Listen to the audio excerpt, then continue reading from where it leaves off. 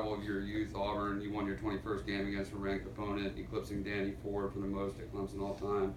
Coach Ford was named to the Hall of Fame the same day that you won your national championship. How special is that to you to accomplish that feat? I guess it'll be special one day. I guess we got another one this week. I'd rather have 22 instead of 21. We got a long way to go, but I'm just fortunate I've been able to be here long enough. And I've had a bunch of good players and a great staff, again a team that has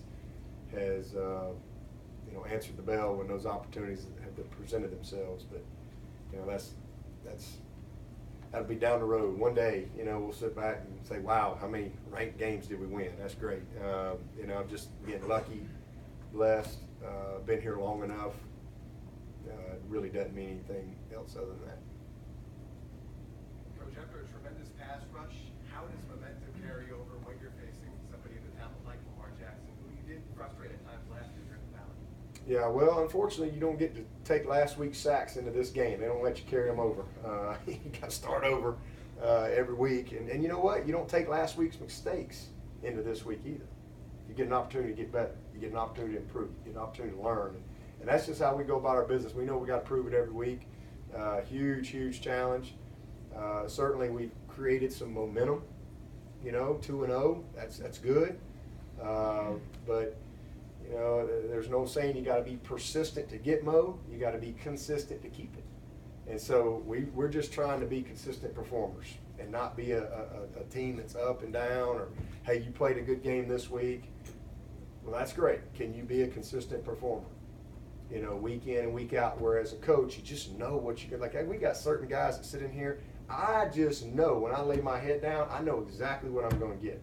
Not that they're going to play perfect, not make mistakes, but I know how they're going to prepare. I know how much they care.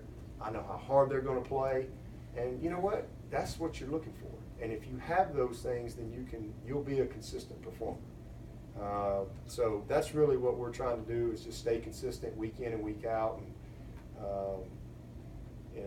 if we have 11 sacks, then would be a good night for the Tigers. But that was only the second time in the history, I think, or the second most in the history. Tied for the second most. That's a rarity. This guy right here, we're gonna have our hands full in getting him on the ground. It's one thing to be there. It's another thing to tackle him. I mean, you can be there, but you don't win on paper. You got to actually perform, and we'll get that opportunity. But we got to start back at zero. You don't get to carry anything over from last week, good or bad. Coach, classes were canceled at Clemson yesterday and today. How much does that extra time benefit the players just from extra time in the film room? Yeah, well, it definitely gives them some extra time to watch some tape, to not have to focus on their studies, not have to split the time. They can they all have their iPads, they all have all the videos, so they do have more time to study. It doesn't change a whole lot for us because we got the same amount of preparation, same amount of work. I think I moved everything up 30 minutes yesterday. Normally our team comes in at 4 on Mondays. I brought them in at 3:30 because again we have a very systematic way that we get ready, and that work's got to get done. But it's good for them from a rest standpoint, their ability to get more rest. I think that's great, and then to have an opportunity to maybe look at a little bit more tape on their own. But our Tuesday today is no different. They'll come in at 2:10. Nothing's any different today than it would have been last week. Coach, you spoke about lessons learned. Kelly's always talked about how confident he is in his abilities. What do you think was the biggest lesson he learned from playing Auburn that he takes into another high-profile game against Louisville? Biggest lesson is probably just confidence, just more confidence that he is prepared to go and perform under bright lights on a big stage. I think he trusts his preparation even more now than maybe, not that he didn't, but maybe that's just reinforced even more because he's had some success, and then also he had to handle some adversity, and was able to battle through that. So probably just confidence, and then again just reinforcing the preparation that he's put in. Because again, That's a really good team. We didn't get any credit for beating them last year.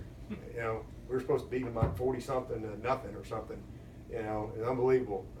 In an opening game, I think they went to the Sugar Bowl. I think. And you know what? They're going to be really good this year. Really good. When you look at trying to stop Lamar, the two teams that had a lot of success with it last year were LSU and Houston. Again, very pass rush oriented.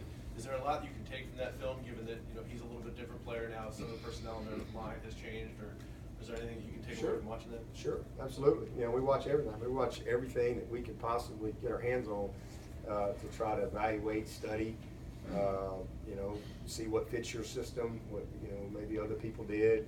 That's definitely a part of what you do week in and week out, the game plan, offensively and defensively and special teams. Dabo, Jabril, Niles, and Huggins, how did they do? They did fine. They did fine. You know, Jabril right now is a guy that I think is playing at a high level for us. We really kind of trust him as a starter right now. I mean, we kind of look at him in that light. You know, Huggins is a guy that I think is gonna come on for us. I think he's gonna settle in and have a good season for us all said and done. And then really proud of Niles. You know, Niles is he is, I call him Baby Grady. You know, he's gonna be a good football player. He cares. He'll still jump around and he'll get some minuses and things that he could easily eliminate. But you know, he's played 2 games and you got to coach him. So, but I love his effort. I love how he comes to work every day, and he's got a bright future for us. Anybody got anything else? Thank you, Coach. All right, guys. Thank you.